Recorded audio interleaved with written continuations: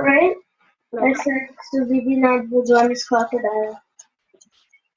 Namo Doi Sauriyantanam, Namo Doi Sauridanam, Namo Doi Saurayam, Namo Doi Saujayanam, Namo Doi Sautridalavati Savanam, Omkara Mindu Sanyuta Nityam Jayanti Yogina, Kamadam Okshatayum Rai Namo Namo, Manganam Bhagavanu Manganam Gautamuni, Mangalam Kunkundari Ujendra Mosamanam Namasamad Swadhay.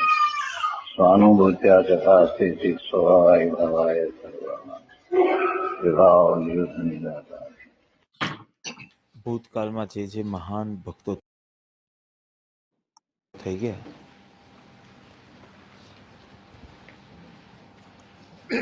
તેમણે જ્યારે જ્યારે પ્રાર્થના કરી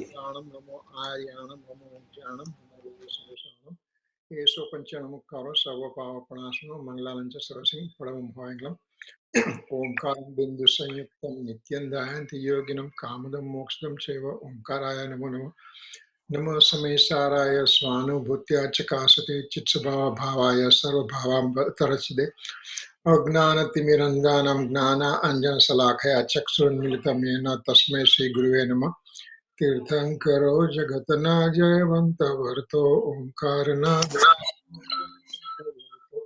Jinna Samo Sarana Sao Jayavanta Varto Tirthachara Jagama Jayavanta Varto Namo Tirthanayakane Namo Omkaranadane Omkara Sangaryotene Namo Te Sri Kunda Kundane Aho Upakara Jinavarano Kundano Dhvani Devyano Jina Kunda Dhvani Apya Aho Te Guru Kanano Aho Te Bhagavati Matano Dhruva Achalane Anupamagati Pamela Sarveti Vandi Kaho Sutta Kevali Bhase Asamaya Prabhrata Are Om Ekasuddha Sada Arupi Jnana Darsana Mekhare Kanyanyate Marujari Paramanu Matra Thiyare Om Namah Siddhevyo Om Namah Siddhevyo Om Namah Siddhevyo Namo Orientanam. Jai Jandra, everybody. So we'll be continuing from the whatever place last time we left behind. So we started with stanza number 1, and as we say that there are 3 parts for each stanza that we'll be going through. That will be number 1 will be Gatharth, means the meaning of the stanza. Then is going to be the Tika.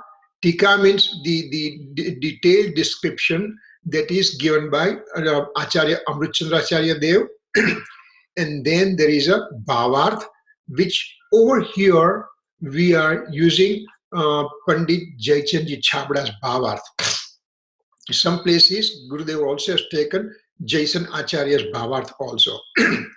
So that's what we are going to do right now. Number 1, the stanza is written by Acharya Kunkun Swami about 2100 years back. And then Amritchandra Acharya Dev wrote down Tika in Sanskrit in about 1000 years back. And Gurudev, about within last 100 years, he gave the discourses, detailed discourses on each and every stanza. So we are very fortunate that we have all those things available in front of us to further our spirituality to the highest possible level, you know. So we had come up to the Sanskrit Tika by Acharya Amritchandra Acharya Dev. If you can read the Sanskrit, which I cannot also, I can barely read something, but we have the things available right now. And then from that one, we have the Tika in Gujarati, which of course we are not going to read completely. This is the 2 slides are there for the Gujarati Tika. And then Gurudev has given each and every word. He starts with the author, for example, and he will take practically whole 1 hour on one word alone. And if one is really, really interested, then this one is from 19th reading. Gurudev read Samaysar every day for 45 years that he was in Songat. And every day he will read Samaysar for 1 hour, will give the lecture on it. And so there are 415 stanza, and sometimes he has given up to 500 to 550 hours of lectures on 415 stanza. So he gives detailed explanation of those things. So what we are following right now is a 19th time that when he read those things. Why we are doing this one 19th time? Of course, there are 12th time, 15th time, 16, 17, 18, 19. All these lectures are available right now. Remember, in early 60s, there was no recording media available, but people were having a really, really far-sightedness at the time, and they used to record on that regular record, the gramophone record. They used to record the lectures, and thereafter reel-to-reel recorders came, and they recorded on there. And thereafter the cassettes came, and then they recorded on cassette. In 1980, afterwards, when Gurudev left this body, we had all those pravachans recorded that way, and now they are on a CD and DVD and MP3, and all kind of formats are available. So this is the tika that in Gujarati that Amrit Chandracharya wrote down. These are 2 pages are there, and now what he says, we'll be going through those things in one at a time. What he says, the very, very, very first word in the tika comes, very first word in commentary comes as a word atha. The first word in this atha. Atha means it shows mangal. It shows the invocation of blessing. Remember, we said the very first stanza that Kunkun Swami wrote down, Namo Samaysaraya Swanubhutya Chakasade Chitsabhavaya Bhavaya Sarva Bhavantarachide. And Dhruva Achalane Anupama Gati Pamel Sarve Jivane Vandi Kahu Sutta Kevalik Bhashit Asame Prabhat Are. So this stanza is a manglik that Kunkun Swami wrote down. So what we are talking is a manglik, invocation of blessing we are talking about. So first word atha means mangal. This mangal has a 2 meaning. We have gone through this one before, but we'll just go through it again.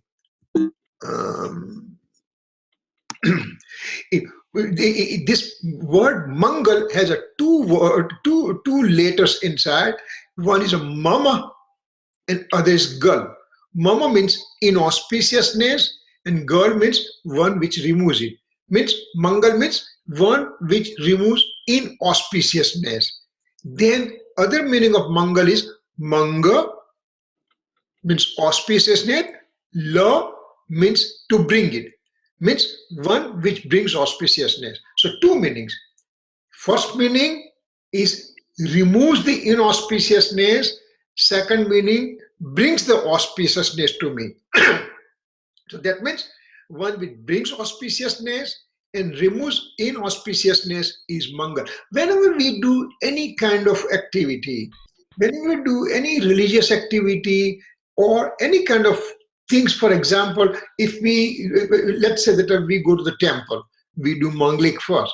We have the lecture series, we do the manglik first. We have the marriage, we do the manglik first. We have a death in the family, we do the manglik first. We have the new house inauguration, we do manglik first. Why?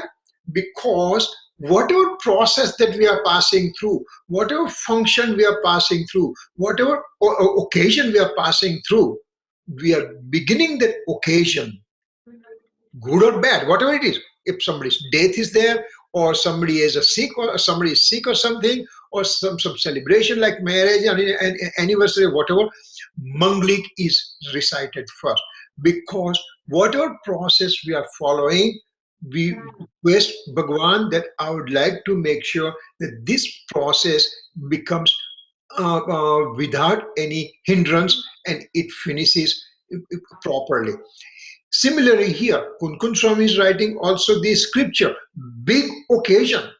I mean, it is so important thing happened for all of us mundane soul right now, that it was amazing things happen. So he also writes Manglik, means he wants to make sure that beginning till the end of the writing of the scripture, there is no inauspiciousness occur and all the auspicious circumstances continues. So without any obstruction, he can finish writing the scripture. So that is the meaning of the Manglik.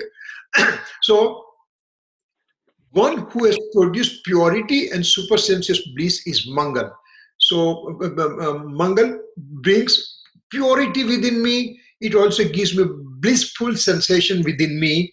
And so one who has discarded auspiciousness and inauspicious feeling and of mindness to the physical body. Remember, I have discarded my auspicious feeling, inauspicious feeling, and also my association with the body. I am the body. I am the body. That kind of mindness that I have taken out, and that is called Mangal. So here we are going next one. So author, now whenever the Manglik is there, the author will remember the higher deity, higher souls. So over here, Kunkun Swami remembers liberated soul, Siddha soul. Siddha are ultimate goal for us. Let me ask a question to everybody in the audience. What does Siddha Bhagwan has done to me? Siddha Bhagwan has no body, he has no words, he has no speech, he is immortal soul substance with no visibility of any kind. So why should I bow down to Siddha Bhagwan? What did he do to me? What did he do? What did he do good to me? For example, let's take Aryan Bhagwan. Aryan Bhagwan, like for example, right now, Aryan Bhagwan for us is a Simanda Swami and 20 Bhagwans that they are right now present in Mahavdev Kshetra, and one of the most closest to us is Simanda Swami. So Simanda Swami is a Aryan Bhagwan. He is giving Deshna every day. He gives discourses from Samaysar. So he is doing something good to me. For example, Kunkun Swami, with his own physical body, went to Mahavdev Kshetra from our Bharat Kshetra, and he stayed there for 8 days. And he also talked to Sutta Kevali. He listened to Simanda Swami, and he got all this essence of the religion. And then Kunkun Swami came back and wrote down the scripture, and that's why this scripture is most authentic. So Aryan Bhagwan, Simanda Swami has done something good to me. What did Siddha Bhagwan do good to me right now? Siddha Bhagwan, all the infinite Siddha Bhagwan sitting in the Adobe of Siddha, what did they do good to me? Tell me.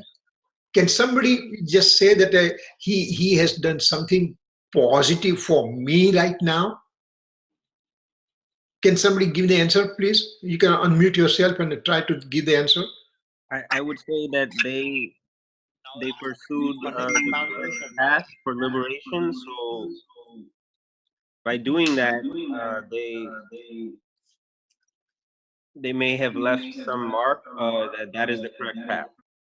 No, yes, it's okay. But they did their own work, right? I mean, Siddha Bhagwan right now, he is Ashariri, without any body, without language, without spoken words. So he is there. But how he is helpful to me, what kind of upkar he has done to me, what kind of blessing that he has done to me, that I should remember him. Aryan Bhagwan is right, Acharya Bhagwan is right, Upadhyay Sadhu is right. What about Siddha Bhagwan? I think Go ahead. Siddha Bhagwan, when he became Siddha Bhagwan, doesn't Nigod Jeev come to higher state? Very good. Very good. So, the reason I'm sitting over here, reason I'm here existing today with a 5 sense sentient being, because one soul became Siddha, and at that time, from the Nigod, from the lowest possible type of soul, I was one of them. And when one Bhagwan becomes Siddha, then one Nigod comes out of Nigod. And so, what did Siddha Bhagwan do for me? When he became Siddha, I was able to get out from my Nigod. And so that's a biggest kind of gratitude I have it for Siddha Bhagwan. So Siddha Bhagwan, that's a really very nice answer. That's really great answer. So Siddha Bhagwan has done a great favor to me because of him going to, because him getting liberation, I was able to get out of Nigod. Otherwise, I could be Nigod forever and ever and ever, and I won't have any chance to get out. So this is my gratitude to Siddha Bhagwan, that because of him, I'm sitting over here, right? That's very good.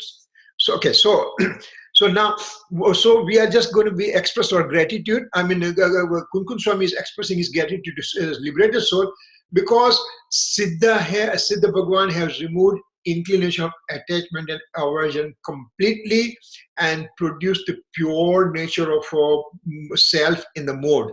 His pureness is now manifested in his mode.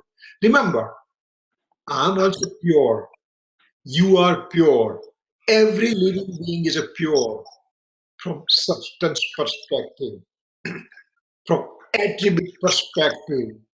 But when we come to modal perspective, Siddha Bhagwan has a purity in the mode also. Every mode he has a purity.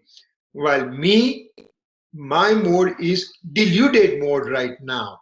So, difference between me and Siddha Bhagwan, between me and Aryan Bhagwan, that Aryan and Siddha, they are the pure mode forever coming out, while me, I have right now impure mode, and impure mode keeps on coming for since time infinite. So this is the difference between me and Siddha Bhagwan.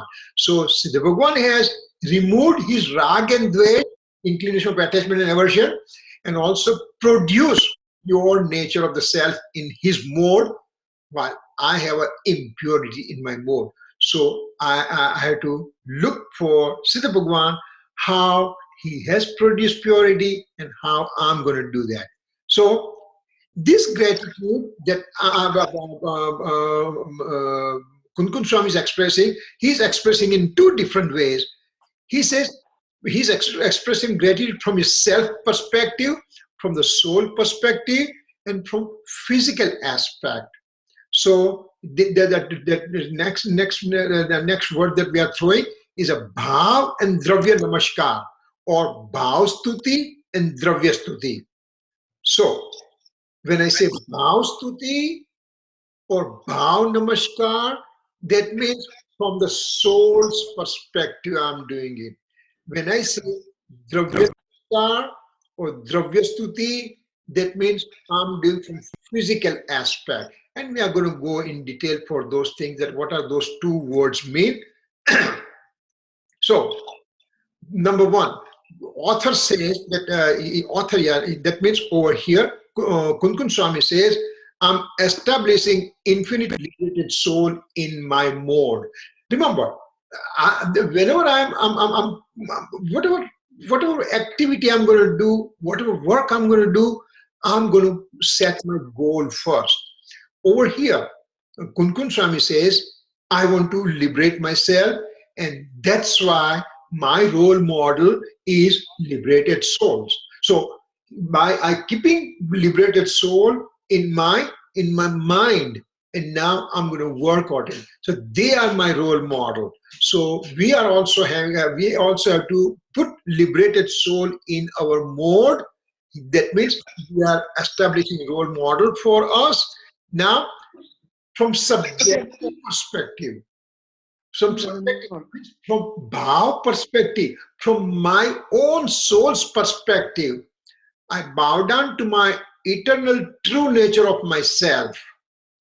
When I'm in reflective thought process, that means Vikalp Dasha, then I bow down to infinite liberated soul.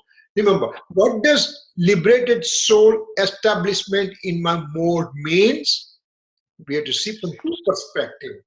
The first perspective is subjective perspective. Means I have, that means Nishchay means absolute point of view. A conventional point of view is called Vyavarne. Let's talk a little bit while we are on Nishchay Vyavar, because there's a new word we are throwing in. So what is Nishchay means? The way absolute things are. I'm the soul, period. I'm nothing. I'm not a human being. I'm not a man. I'm not a Kirit. I'm not Sangni Panchandriya Jeev. I am soul. That is my nature. That is from absolute perspective. Okay. And then what's the other one is called conventional perspective. Conventional perspective, I'm the human being. I'm the father of my son. I'm the husband of my wife. I'm Sangni Panchandriya Jeev. I'm Jain. I live in Phoenix. All those things, associated things that I'm talking to, that is called Vyavhar. Means it has nothing to do with me. Whether I'm father or son or husband, doesn't make any difference to my soul. So when I'm attaching myself with some outside things, I am Rishi's father. So now I am bringing Rishi into the picture. I'm Vibhuti's husband. I'm bringing Vibhuti into the picture. So now my sentence depends on some outside object, and that is called Vyavarne. So over here, what do we say? From subjective perspective, from Nishchay Paks, from absolute point of view, when I put liberated soul in my mode, means I bow down to my pure nature of the soul, which is ever pure. Remember, gold is a pure, whether it is in the mine or whether it is in the dust, or whether it's in the pure form of gold, or whether it's in the form of ornament. Gold is a gold is a gold. There is no other choice about it. Similarly, my true nature of the soul is infinitely present, and so I bow down to my pure nature of the soul. So that is from subjective perspective. From conventional perspective, when I'm in reflective thought process, Vikalp Gnan, remember this word Vikalp Gnan will be coming quite often. We have to have pretty good understanding of this word Vikalp. Vikalp means my thought process. Whenever I'm thinking anything, that's called Vikalp. That's a reflective thought process. So Vikalp, and opposite word is Nirvikalp. Nirvikalp means absence of reflective thought process. When I'm experiencing myself, when the Siddha Bhagwan is experiencing his pure nature of the soul, when Aryan Bhagwan is experiencing his pure nature of the soul, when the Muni Maharaj on a 7th Gunsthana is getting engrossed in his pure nature of the soul, all those things are called Nirvikalp. Means it is a primary abstract comprehension. Experiencing of the soul is a Nirvikalp.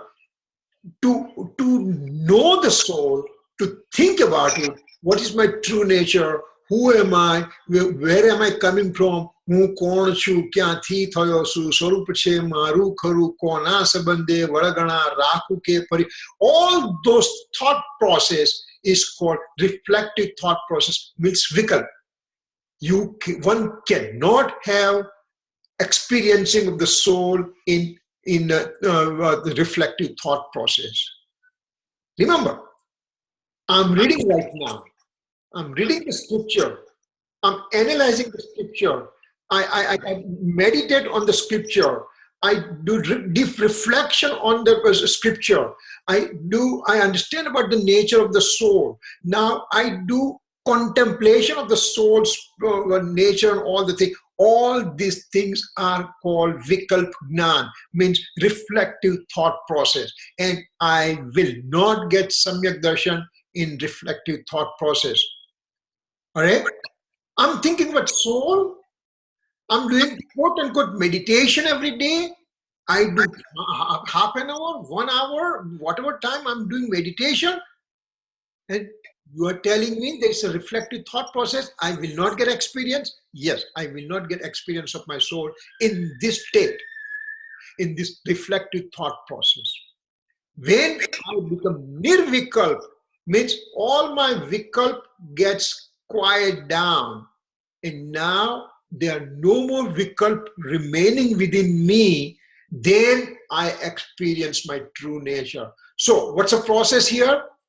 You listen to the scripture, you try to understand the scripture, you analyze the scripture, you understand the nature of the soul. All those things are happening in the reflective thought process, means I'm coming nearer and nearer towards my soul's pure nature, but I have not experienced my nature. Now I give up my thought process.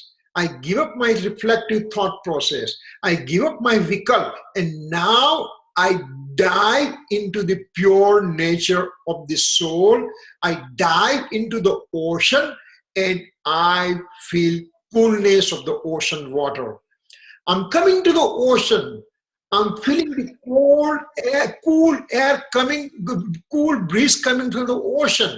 I'm experiencing it, but I don't have real coolness of the water unless I dive into the ocean.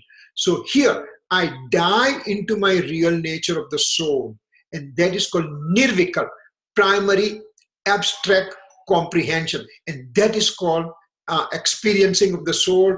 That is called samyak darshan, that is called anubhuti, that's called nirvikalpta, and those are the things that, so we pass through the process, and each time when we pass through the process, we give up lots of things, and ultimately we try to achieve the highest possible goal. So that's what this vikalp dasha means. So in vikalp dasha, in the reflective thought process, I bow down to infinite liberated soul. Remember, I have established infinite liberated soul in my mode. What does it mean? From absolute point of view, I bow down to my pure nature, and from convention point of view, I bow down to all infinite liberated soul. So that's what this word vikalp means. We have to have real absolute clarity about this word, because this is our base. When we understand these words, these are the words coming. You know, initially, long back, he said, Samaysar, what a big deal. I'll read it out. So I picked up the book, the red book, I picked it up, and I started reading, and whole Samaysar, I finished in over 1 week or something reading. How much did I retain? Zero. Zero, nothing. Why? Because I didn't understand meaning of any words. Every sentence was coming, vikalp and nirvikalp, everything. I had no idea what that means. But now I know it. So now when I know it, I said, oh my God, what a great word that Acharya is writing for us. So, Kiritanka, yes. I've lost you. What is the difference between vikalp and nirvikalp? Vikalp means it's a reflective thought process. My thought process. Thought. where I'm coming from, what's my nature of the soul, all those thinking. I read the scripture, I try to understand, I try to imbibe, I try to go and meditate on it, I try to reflect upon those thoughts. That is called vikalp. But then what is nirvikalp? Nirvikalp means experiencing the soul, experiencing the soul. For example, you went to a party, Preeti went to the party, and I just said, Preeti, how was the party? You said, very good. Now, while you are in the party, you're not describing anything. You are enjoying the whole thing. You are enjoying the atmosphere. You are enjoying the music. You are enjoying the friends. You are enjoying the food. You are enjoying drinks. You are enjoying good clothes. All kind of things you are enjoying. So at that time, you don't have reflective thought process. But now, after coming back from party, I said, Preeti, how was the party? Oh, it was very good. There was music was there, dancing was there, people had fantastic clothes were there, good food was there, drinks were good, and all whole atmosphere you are going to describe. Describing is called reflective thought process. While you are enjoying the party, that's called nirvikalpta, means you are experiencing the things. Okay. You are drinking a cool drink in the summertime. You're drinking a cool drink. Now, when you're drinking, you're just enjoying the drink. Then I said, how was it? You said, well, it was very good. I said, describe it. Now you're going to describe. It was a cold, it is a sugar on it. It was a pink in color. It also had a lime taste also was present. And it was having this thing, that thing. All those ingredients you are going to describe. While you're drinking, you're not describing. While you're drinking, you are enjoying as a whole. But when you're describing, you're making division of that part. And you just say, it was good, it was a fragrance was coming, it was a pink color was there, sweet taste was there. So you're describing all those things, but when you're experiencing, there's no description. You are just simply experiencing. While you're drinking that drink, you're not analyzing what it is. You're just, as a whole, you are enjoying it. So that is called nirvikalpta. That's it. So here, when my soul's nature, I try to understand what is a soul, what's a nature, what's a substance, what's an attribute, what's a mode, how the mode gets generated, what happens to the mode after it gets generated, how the mode gets generated, all those descriptions that I understand, I gather all the information, and then I dive into it and I experiencing it. That experience is called nirvikalpta. So experience occurs always in nirvikalp condition, primary, abstract, comprehensive state. Now, nirvikalpta experience, that means samyak darshan. Samyak darshan means anubhuti. Samyak darshan means experiencing your soul. So experiencing time, there is no thought process. When I come out of the experience, when Kunkun Swami came out of the experience, then we can just say, Kunkun Swami, can you please tell us what's the soul, what's the experience of the soul feels like? Then he describes in the words, and that's what we are going through in this scripture right now. Okay? Okay. Thank you. I got it. So now, when I focus my undivided attention to the eternal true nature of the self, then I have established infinite liberated soul in my mode. What is it?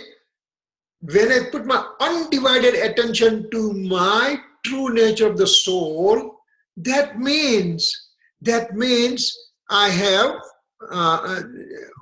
where is it? That means I have established infinite liberated soul in my mode. So this is the sentence, but what it means? Then I have my undivided attention to the eternal true nature of the self. So that's what it is. Let's see next. Okay, now the word came Bhav Stuti, Bhav Namaskar, Dravya Stuti, Dravya Namaskar. Bhav Stuti or Bhav Namaskar. Remember, the word Bhav and Dravya will come lot often in our discussion.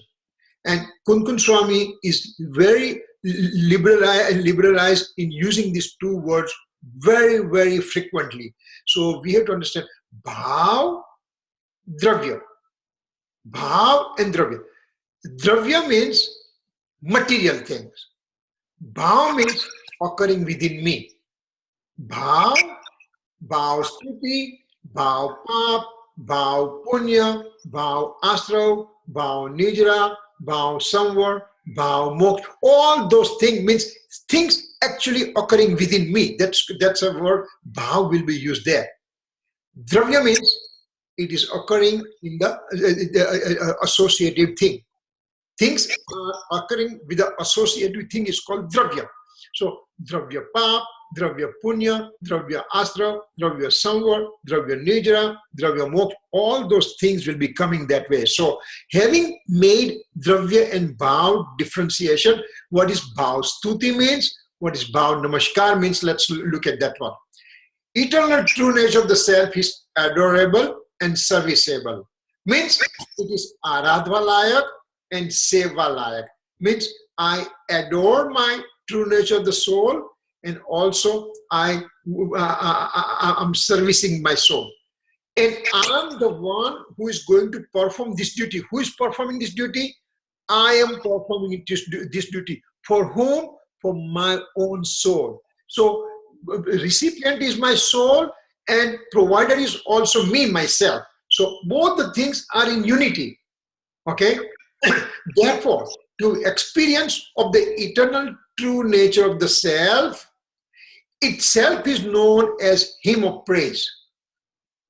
I'm doing stuti, hymn of praise of my true nature of the soul, my eternal pure nature of the soul. That's called hymn of praise to my soul. It means one is getting engrossed in the primary abstract comprehension. Remember that word came, nirvikalpta. Nirvikalpta means experiencing my soul. That is called bhav stuti or bhav namaskar. Right now, for example, I go in trance and I just get experiencing of my true nature of the soul. That means darshan. That means experiencing. So this thing, that means I don't have at that time any reflective thoughts. I'm just experiencing my soul. So that is called primary abstract comprehension or nirvikalpta. It's called nirvikalp samadhi, or it's called samyak darshan, it's called samkit, it's called atmanubuddhi, it's called experiencing of the self, it's called atma anubhav. All these different words means same thing, means primary abstract comprehension, means nirvikalpta. So that is called bhav stuti or bhav namaskar. Means at that time when I'm experiencing my soul, I'm just my undivided attention to my pure nature of the soul only, and that is called bhav stuti, bhav namaskar. That occurs as a samyak darshan. That means on a fourth gunsthanak, fifth gunsthanak, sixth, seventh gunsthanak, Aryan Bhagwan at 13 gunsthanak, and 14 Siddha Bhagwan forever. So this is called bhav stuti, bhav namaskar. Now we come to the dravya stuti, dravya namaskar. As we said, dravya means associative thing. In reflective thought process, in vikalp dasha, one is attention focused to the liberated soul. Now I bring liberated soul in the picture, and who are free of all the altered thought process and who are engrossed in their eternal true nature. I'm bowing down to those Siddha Bhagwan. Physically, I'm bowing down to the Siddha Bhagwan. And this physical bowing down process is called Dravya Namaskar or Dravya Stuti. So this has to be clear to us. Dravya Namaskar means I'm bowing down to the Siddha Bhagwan physically. Bhav Namaskar means I'm bowing down to my pure nature of the soul. That means I'm in a primary abstract comprehension. I am experiencing my soul. That's called Bhav Stuti, Bhav Namaskar. When I'm in reflective thought process, in Vikalp Dasha, that means I'm bowing down to Siddha Bhagwan physically, and that's Dravya Stuti or Dravya Namaskar. So when I go to the temple, I see the Bhagwan's Murti and I start reciting Namoka Mantra. What does it call? It's called Dravya Namaskar. Why? Because I'm looking at the Bhagwan and I'm bowing down to the Bhagwan physically. So that's called Dravya Namaskar. But while I'm doing the Dravya Namaskar and I get engrossed within myself, and all my reflective thought process stops right there and there, then it's called Nirvikalpta, that means called Bhav Namaskar. Right? Here now. Okay, so what happens now? Kunkun Swami says, I'm establishing the infinite liberated soul, Anand Siddha, in my mode. Then I establish the same thing in the modes of the listener. Now, this is the compassionate state of the Acharya Bhagwan. What he says, I'm going in the Nirvikal Samadhi, but at the same time, I would like to make sure that my listener, worthy souls, also come with me. See, Aryan Bhagwan, the Tirthankar Bhagwan, 3 lives before, he has an intense feeling occurs within him. What is it? That's intense feeling? In a Digambar, it says it's called Sodaskarna Bhavana. In Shwetambar perspective, they say that Bhagwan says that Savijiva Karu Sasana Rasi means what it means, that Bhagwan is an intense compassion come within. He knows now that he is getting so close to the liberation. So he said, I'm going to get liberated anyway within very, very, very, very short time. Within third life, I'm going to get liberated. But then he says, along with me, I would like to take everybody else also with me. Why they should not come with me? So that kind of intense, compassionate feeling, and that soul bind Tirthankar Nam Karma, and as a result, in this life, he becomes Tirthankar Bhagwan. So here also, Kunkun Swami does the same thing.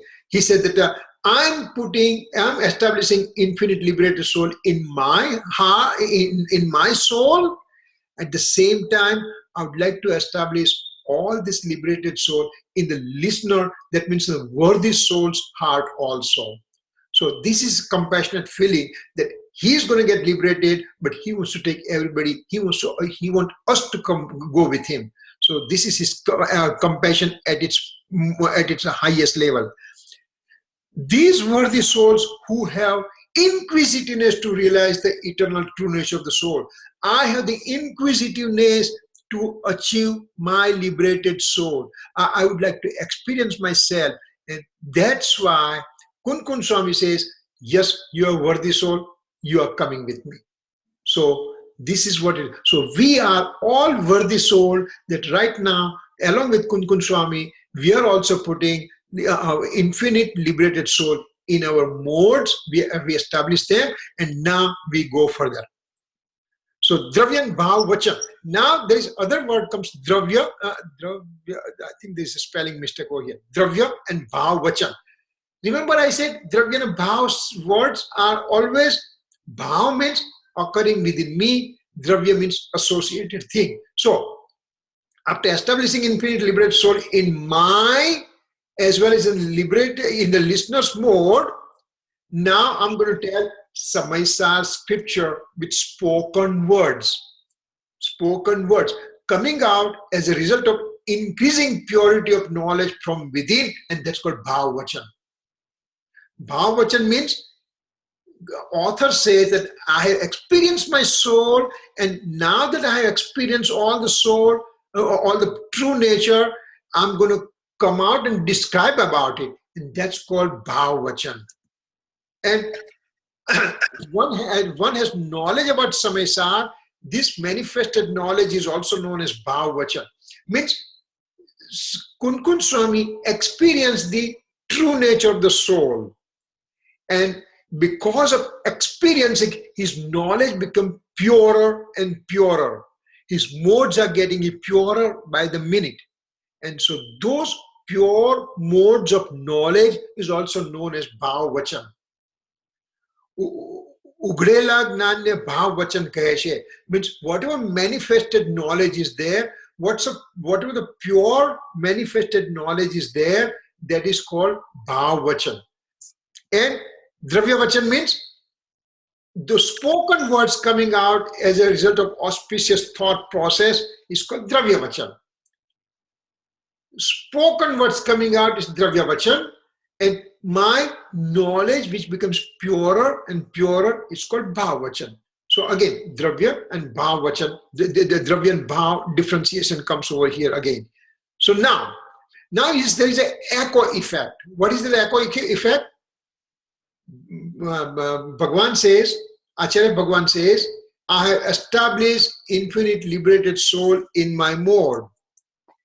As a result, when I say that you are Bhagwan, okay, what happens here? I go to the Bhagwan and I just say, Bhagwan, you are Bhagwan. I go to temple and I just say, you are Bhagwan. Then echo from the Bhagwan comes and says, no, I'm the Bhagwan. See this echo effect? Gurudev Kanji Swami always used to say that tu Bhagwan Atma che. So then the audience, somebody from the audience said, Prabhu, aap Bhagwan cho, means Prabhu, you are the supreme soul. That's what we believe. Then Gurudev used to say, no. Every soul is a Bhagwan Atma. Every soul from the substance perspective is pure in nature.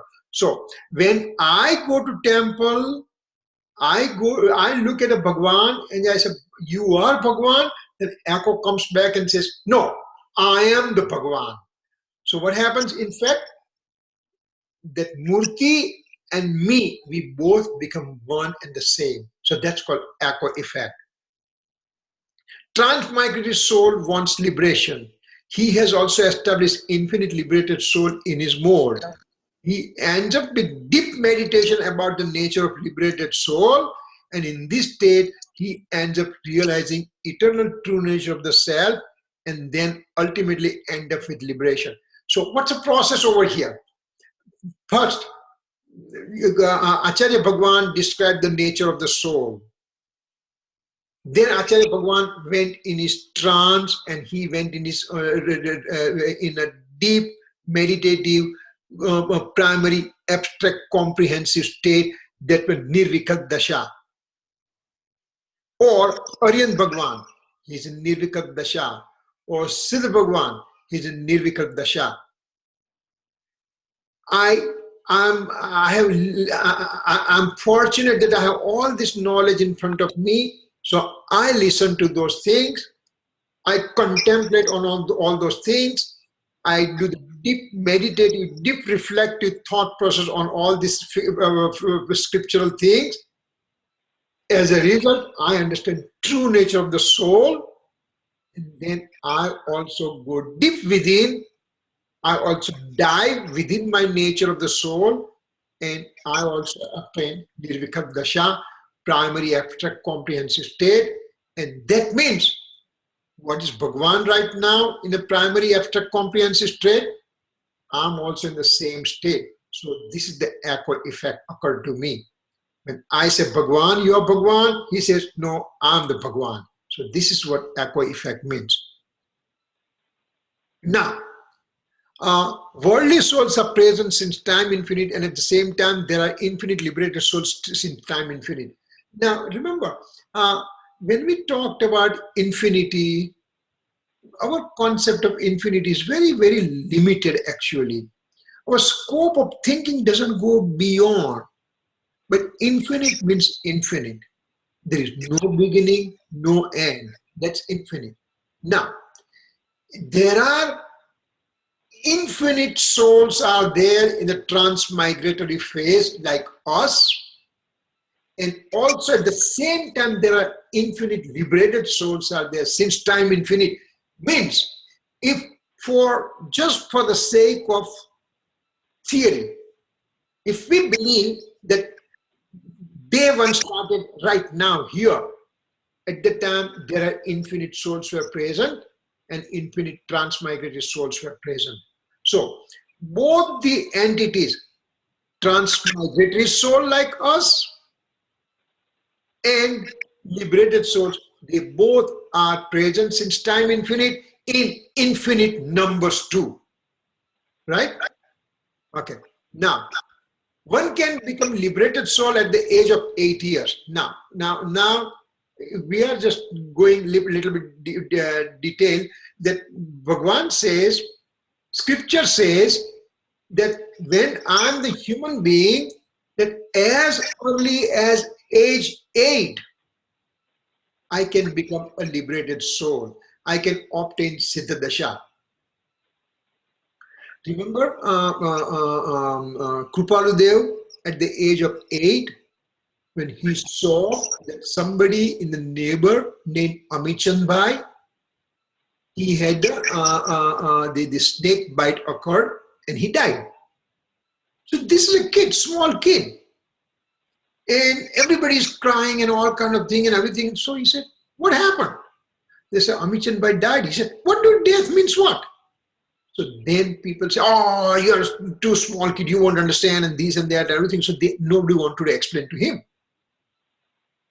Then they tie that guy, dead body, and taking for the outside the town, outside the village to burn him. Kripaludev has a tremendous inquisitiveness, 8-year-old kid. He said, something is wrong. This person was speaking right now, and now they say he's dead. What is dead means?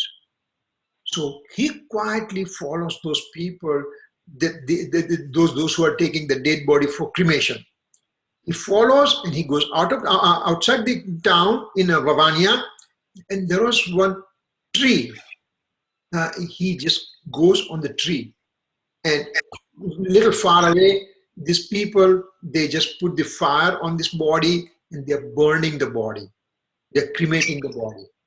And Kripaludev says, wait a second, is this what's going to happen to everybody? He went into the deep reflective thought process, and at that time he obtained Jati Smaran Gnan, means previous several hundred lives. He started observing what he was before and all the things. So what that means, that liberated soul can also occur at the age of 8 years. So now we are the people who are going to question those kind of things. That means when the first liberated soul occurred, it occurred after 8 years of all the transmigratory soul, right? Then this is true from individual perspective, but collectively, there are infinite worldly soul as well as liberated soul present for time infinite period. Case closed. Now, we can keep on arguing. One can keep on arguing. Now,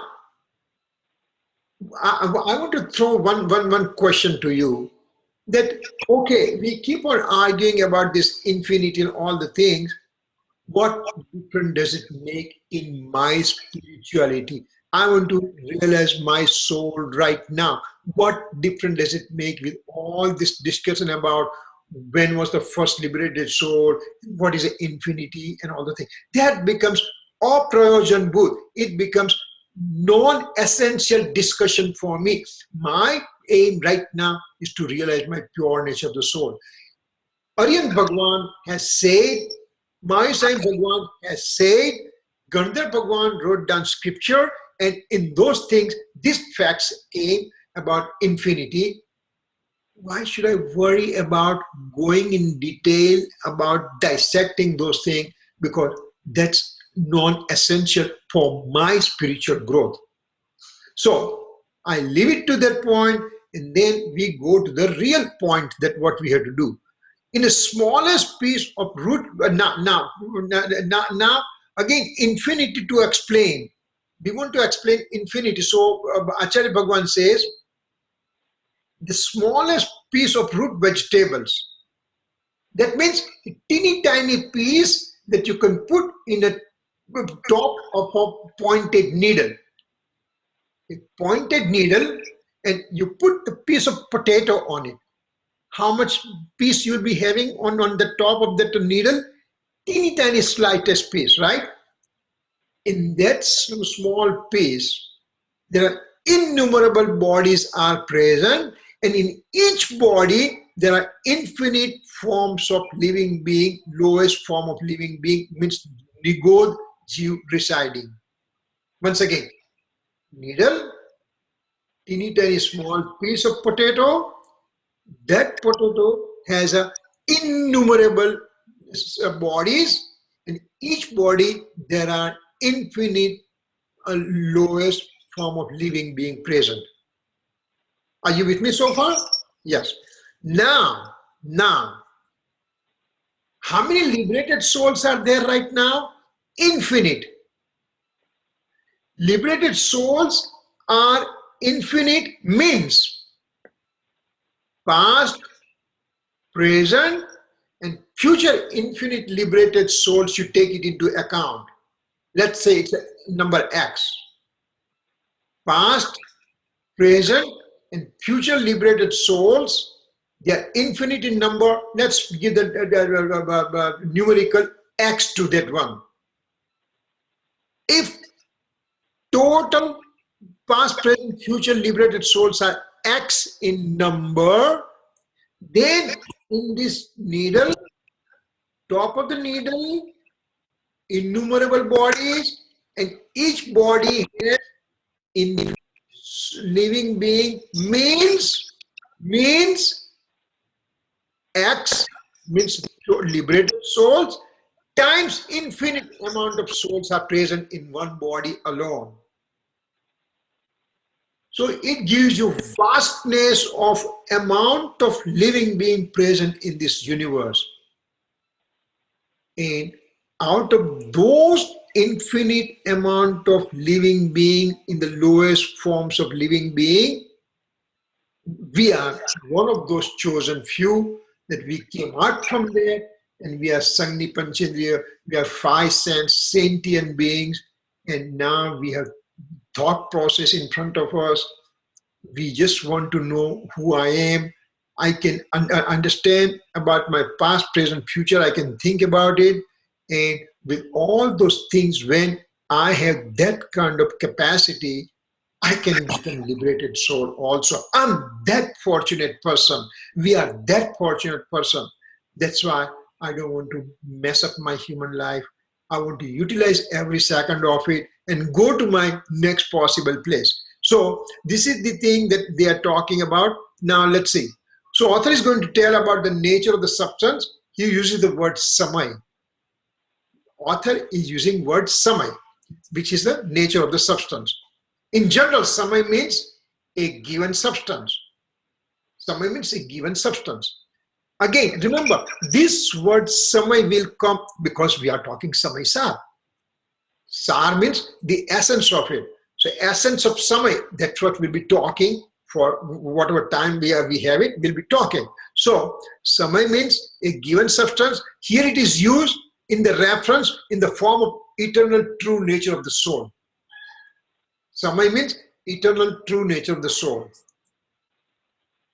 Now, when we talk about true nature of the soul, when we talk about samay, when we go to the second stanza, there'll be going to be entirely different meaning of the samay will be coming. But right now, in this first stanza, what Amrit Chandracharya writes the commentary, and he says samay means not a given substance, but in this scripture, in our discussion, samay means form of eternal true nature of the soul. When one knows the eternal true nature of the soul, then he ends up knowing the whole universe. When I know the my true nature of the soul, I end up knowing whole universe. How does that happen? Let's see. Pure nature mode is capacity to know the whole universe with its substance and its past, present, and future modes. Now, why? When I'm experiencing my pure nature of the soul, when I'm in the primary abstract comprehensive state, when I'm in nirvikalp dasha, that means my undivided attention to the eternal true nature of the soul, and when my attention is focused there, then coming out of mode from there is a pure mode of knowledge. This pure mode of knowledge has a capacity to know the whole universe. So simply by knowing my pure nature of the soul, that means pure mode of knowledge is occurring, and pure mode of knowledge knows the whole universe, past, present, and future. So this is a capacity that I have within. I have that capacity within, and here I don't understand that one, and I look for happiness in outside material things. How pathetic situation is. That's what Acharya Bhagwan tells us. He says, we are just feeling sorry for you that you are loaded with the knowledge modes, purity within you, so much capacity you have to know the whole universe, and you are trying to look for happiness in the outside material things where there is no happiness. This is the biggest surprise to us. That's what the author tells us over here. So now a word comes paribhashan, let's say time-wise. I think we are going about the time right now. It's already 1 hour past by. So we'll stop over here. We'll go in detail about this one. Any questions so far? No, I'm good. Okay. Anybody else has any questions so far? Uncle, I have a question. Yeah, beta, go ahead. So when you say is every liberated soul a siddha? Yes. Yes. Okay, that's all. Liberated, siddha means liberated soul. That's it. Siddha means liberated. And I'm in bonded form. The transmigratory soul is called bonded form. Bonded form in the sense I am attached with the karma. And when the karma fruition comes, I get attached to that, and as a result, I bind more karma. So I remain in bonded state. So when I break that cycle, then my liberated thing starts, and ultimately I work on it, and I can become siddha also. I can become liberated soul also. Yes. Kirit uncle? Yes, brother. Before we go, I wanted to know, did the people like Stotravamoji and Srimadji, these people find this Shastra and read it? Oh, yeah. You know, let's, whether somebody read or not, what is this scripture tells us? Scripture says you experience your true nature of the soul, right? So by hook or crook, let's say that there is a person in the streets of New York. He doesn't know Samaysar or anything, but he realizes his pure nature of the soul. That means he has read Samaysar. For example, the Mahavir Swami first time got Samyak Darshan when he was the lion, where he was in the form of lion. Now, when did this lion go out and read Samaysar? No. What did lion do? Lion said, when he's there, and two worthy Muniraj comes and gives discourses to this lion, and the lion realizes, and lion says, I am not the body. I'm separate from the body. That's all he understood. And when he did that, he got Samyak Darshan. No, I understand that. Yeah. I'm just curious if specifically people read this or not. Yeah, That's all. you read Krupaludev's literature and you can just say, my God, is he talking Samaysar or what? So, did he read Samaysar specifically or not? It doesn't make difference. Did he realize his soul, which is the goal for him, goal for Samaysar, goal for us? So if I achieve my self-realization, means in that self-realization, I said, oh my God, this is what Samaysar was talking about. So by understanding all this thing, what I'm doing is I'm trying to come nearer and nearer to my soul. You can go any other way you like to do this. But Kunkun Swami says, this is the pathway I went through and it was successful for me. You can do the same thing. You can be successful too. So that's what it is, no? No, I also noticed that, you quoted Bo Punyakera, and I just learned, or I just heard Bo Punyakera for the first time this past weekend, and I remember the last slok or two. Yes. Specifically, and maybe you know it by heart, I don't. He specifically describes how all souls, I think Sambhav, all souls are the same. I think it's Sarva Bhav. No, it's Sarvatmama Samadrashti Dyo Avachanane. Right. What does that mean? Yeah, means what it says, that every soul from the substance perspective is a free. Remember what we said?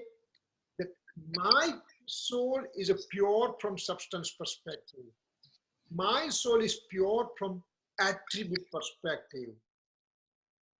Aryan Bhagwan's soul is pure from substance perspective.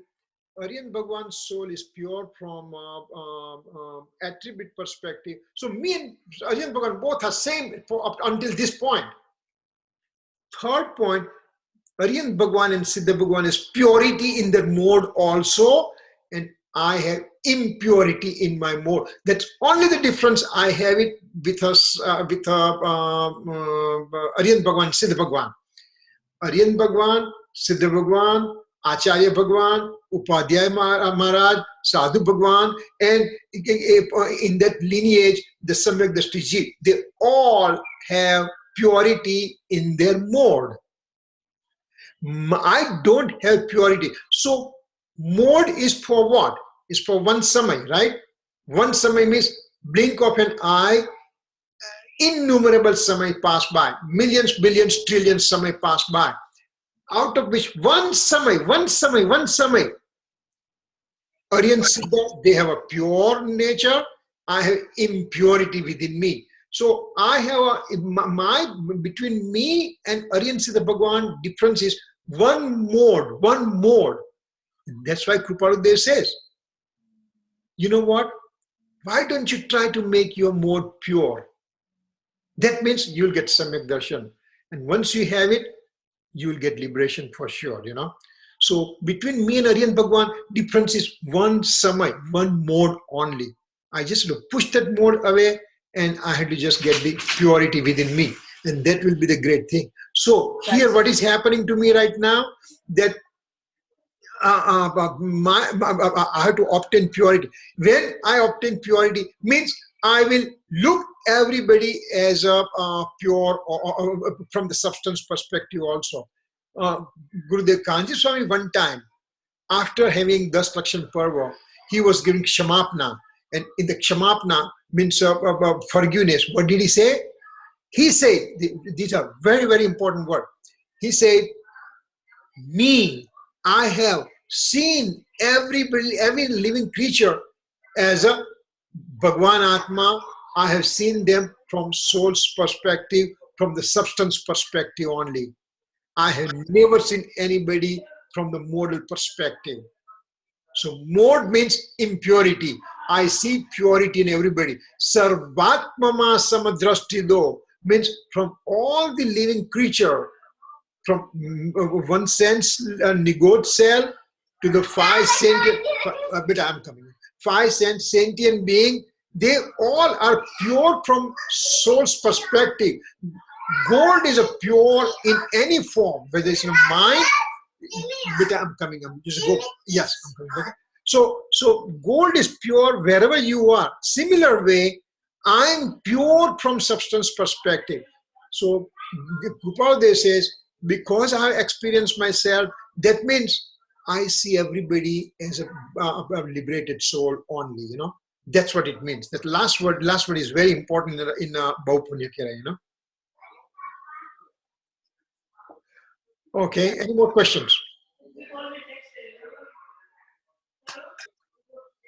Okay, we will stop over here. Do the जावाणी के ज्ञान से सूझे लोकालो सोवाणी मस्तक नमो सदा देत हूँ नौ बार नमो का मंत्र